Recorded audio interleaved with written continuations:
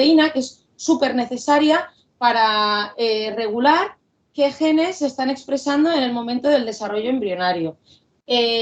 Aunque esta proteína, este gen, está activo durante toda nuestra vida, ¿de acuerdo? Tanto prenatal como postnatal como en las edades avanzadas. Está activo siempre, pero tiene una gran importancia para el desarrollo de todo el tema de las neuronas. Aquí os he puesto una imagen para que veáis cómo, con un microscopio electrónico, de cómo se ve unas espinas dendríticas normales en un individuo que no tiene la mutación completa, comparadas con un individuo que sí, que tiene un síndrome de X frágil. Y como veis, son más inmaduras y son mucho más ramificadas y realmente estas conexiones no se hacen bien. Y es porque es una, como os decía, una proteína súper necesaria para regular toda la parte de qué genes se están expresando en qué momento en el cerebro mientras se está desarrollando. Entonces, ante un diagnóstico de un síndrome X frágil, pues el asesoramiento genético es básicamente esta tabla de resumen que os ponía aquí. Tenéis que pensar que siempre tiene una herencia dominante, es decir, la presencia de una única copia, aunque tengamos dos alelos, se asocia a la enfermedad, pero tiene una penetrancia reducida, es decir, los varones que tengan un síndrome X frágil, el 80% estarán afectos, y en el caso de las mujeres el 30%. Y luego, el riesgo que tenemos nosotros desde la premutación de tener descendencia X frágil va a depender, por un lado, del origen del alelo. Esto significa que únicamente pueden transmitirse por vía materna. Un hombre con una premutación nunca tendrá un hijo con síndrome X frágil. Tendrá hijos sanos y hijas premutadas, pero nunca expandirá una mutación completa, ¿de acuerdo? También el número de repeticiones. Los alelos más grandes tienen más riesgo de expandir a mutación completa, sobre todo a partir de 100 repeticiones en la premutación. Se considera que no todos, pero que lo más probable es que vayan a expandir al rango de mutación completa. Y como os decía al principio, el más pequeñito que se ha detectado que ha pasado a mutación completa en única generación es de 56 repeticiones. Y por último, este número de interrupciones, que ahora a día de hoy sabemos que estabilizan la transmisión. Y es muy importante recordar que nunca se ha descrito ningún caso de novo, que siempre cuando detectamos una mutación completa, la madre de ese paciente es una portadora obligada, porque siempre se heredan de alelos que vienen de la premutación. Y en esta tabla solamente os quería enseñar, estos son los riesgos de expansión en función del número de repeticiones de origen materno y el número de interrupciones AGG. Y justo os quería centrar en este punto de las 70-74 repeticiones, ¿vale? Es decir, si nosotras somos una mujer con una premutación con entre 70 y 74 repeticiones, si no tenemos ninguna interrupción, ¿vale? Hay un riesgo de expansión aproximado del 50% en base a este estudio. 50% de los alelos pasaron a mutación completa. Y en cambio, si tenemos dos interrupciones AGG, ninguna pasó a mutación completa. Estos son riesgos, nunca es a ciencia cierta, pero sí que es verdad que podemos ver que estas interrupciones AGG estabilizan y hace que el número de repeticiones sí que sea inestable, pero no tanto. Se quedarán a lo mejor, crecerán, pero no llegarán al rango de mutación completa. Por tanto, durante mucho tiempo, pues, como os decía al principio, el asesoramiento genético del X frágil se basaba en el riesgo de descendencia afecta de X frágil.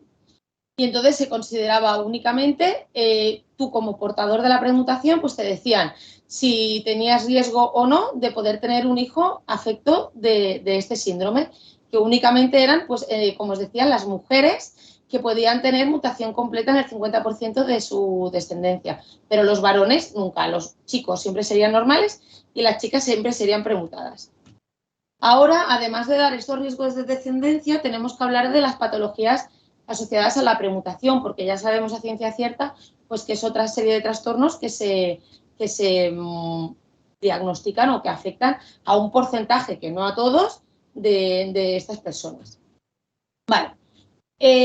Como os decía, no tiene nada que ver el defecto molecular que ocurre en el síndrome X frágil con lo que pasa en la premutación, porque recordemos que los alelos con la mutación completa hacen que el gen esté inactivo y en cambio en la premutación lo tenemos activo. O sea, realmente durante mucho tiempo se han considerado que no había ninguna implicación clínica, porque de hecho no presentan discapacidad intelectual y por tanto pues se pensaba que no tenía nada más. Pero se han ido viendo toda una serie de trastornos, como son estas alteraciones emocionales y psicológicas, el POI, con lo que vamos a centrarlos, el síndrome de temblor y ataxia conocido como FASTAS, que afecta, bueno, pues a un porcentaje de las personas con la premutación.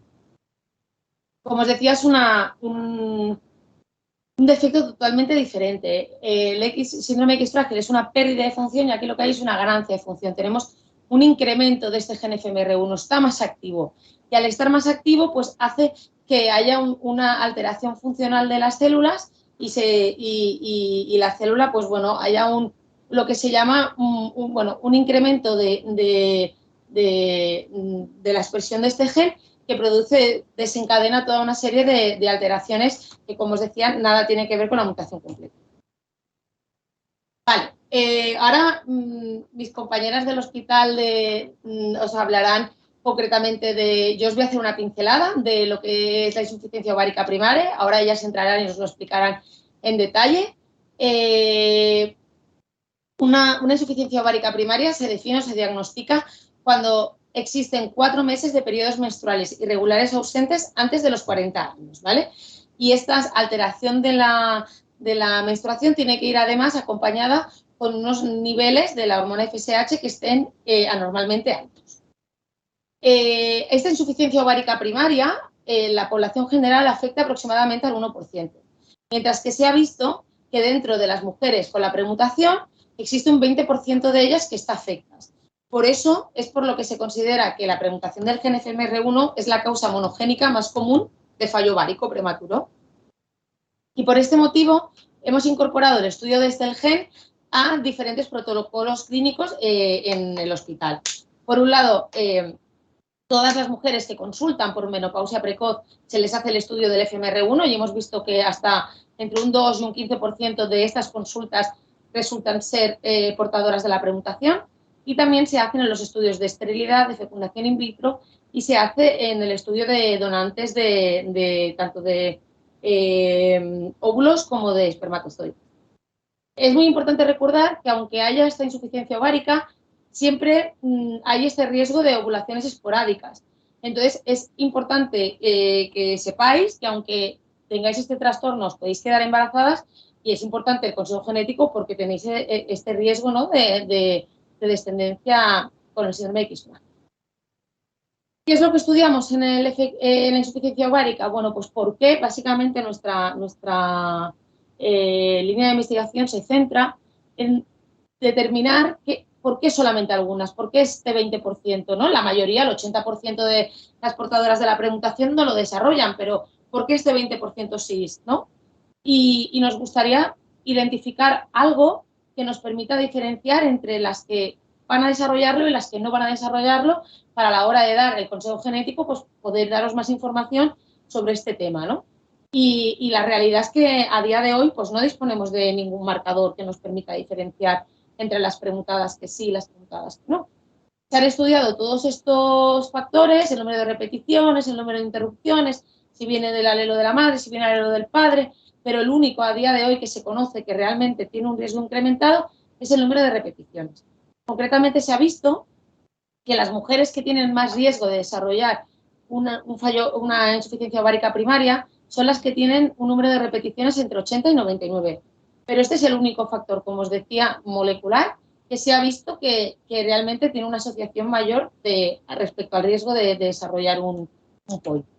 También se ha visto que si en nuestra familia hay antecedentes de este fallo ovárico prematuro en las mujeres con la premutación, pues esta agregación familiar hace que, o sea, este componente familiar hace que tengamos también más riesgo de desarrollar el FXPOI que si en nuestra familia hayan otras mujeres con la premutación que no lo hayan desarrollado, ¿de acuerdo? O sea, que el hecho de que en la familia ya exista este trastorno, pues hace que tengas más riesgo de tú poder desarrollarlo.